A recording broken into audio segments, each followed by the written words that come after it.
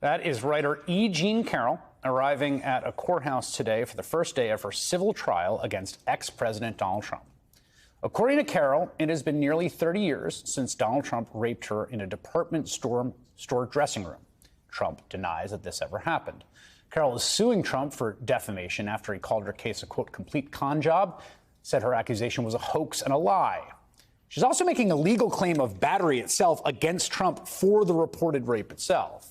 Today, a 9-person jury was selected. Lawyers for Carroll and Trump presented their opening arguments. Sean Crowley, the attorney for Carroll, described how after Carroll and Trump were talking in a Bergdorf Goodman department store, Trump reportedly seized her and forced her into a dressing room where Carroll says he pinned her to the wall and raped her. Crowley told the jury, quote, evidence that we submit will prove that Donald Trump assaulted Ms. Carroll back in 1996 and that he defamed her when he said she made the whole thing up. She filed this lawsuit to hold Donald Trump accountable for what he did to her in that dressing room and for what he did years later when he attacked her integrity. Joining me now is MSNBC legal analyst Lisa Rubin, who was in the courtroom there today. Lisa, it's great to have you here. I'm glad you Thanks, Chris, for having me. were in the courtroom for us. I guess the first question is just like, what is this trial? It's a very strange, unusual set of circumstances that we have a civil trial that's going to try to get to the bottom of this assault. Right. We have a civil trial about an act that fundamentally is one we understand to be criminal, right? Yeah. And the judge was very clear with the jury today. The standard of proof here is not the one that would apply in a criminal trial. All they have to find is it's more likely than not that Trump committed a civil battery against E. Jean Carroll. And all that means, and I took some notes today when he was instructing the jury, is it's an unjustified touching without consent with the intent to cause bodily contact that would be offensive. And that incorporates everything from a gentle kiss on the cheek that's not wanted to essentially stabbing somebody through the heart and everything in between. So all they have to find is that Trump committed battery. It doesn't necessarily have to be that they believe he committed a rape, that he touched E. Jean Carroll in an unwanted way. Of course, she maintains that he sexually assaulted her and that he penetrated her in that dressing room. Her lawyer today, they had opening arguments today. So her lawyer today, I followed the opening arguments just by reading a little bit of the transcript that came out just before we came on air and from following your live tweeting of the courtroom. Walk us through what the opening argument was.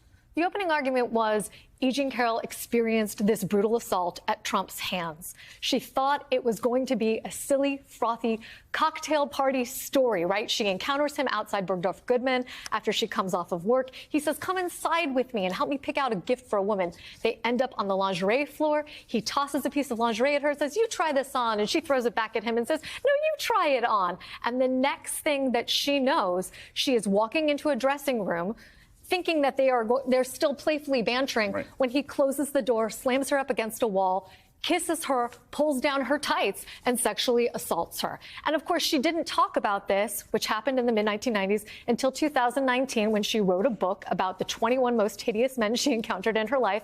It was excerpted in New York Magazine, and Trump immediately went on the attack.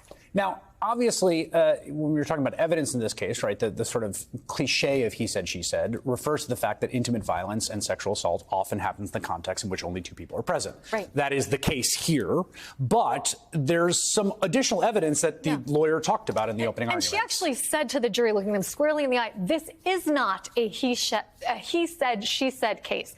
And the reason is because in real time, E. Jean Carroll walked out of Bergdorf Goodman, escaping Trump, called her friend Lisa Birnbach on her cell phone and immediately told her what happened. And Lisa Birnbach said to E. Jean Carroll, you need to call the police. E. Jean, you've been raped. A couple of days later, however, E. Jean Carroll confided in a second person, Carol Martin. And Carol Martin said to her, E. Jean, you can't tell anyone. This is Donald Trump. He's a real estate tycoon.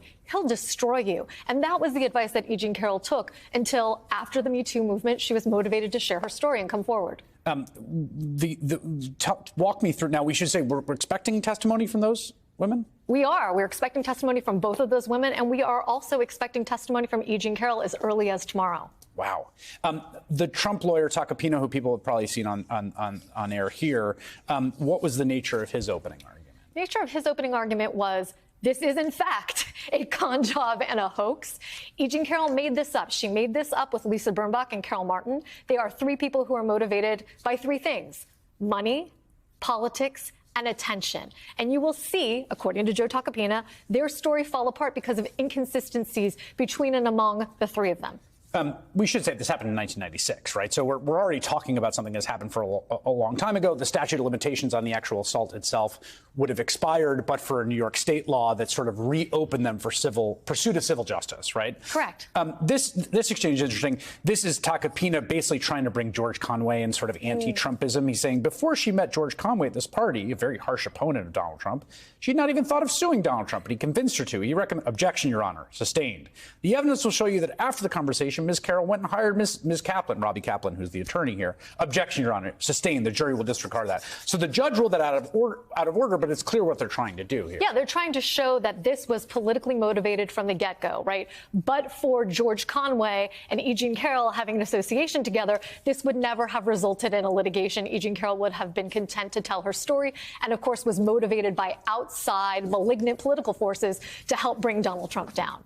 It's just remarkable that this trial is happening, given how much sexual assault happens in our country, how little of it ever gets reported, and how little that ever gets to trial. And for something to happen 30 years later in a federal courthouse like this one is happening is really, really remarkable. It is. And E. Jean Carroll was unflinching. Chris, one of the things that I didn't get to say in my live tweeting was during Tacopina's opening, she turned around in her seat and she looked squarely at him and stared at him for the bulk of his opening statement. Powerful stuff. Lisa Rubin, thank you.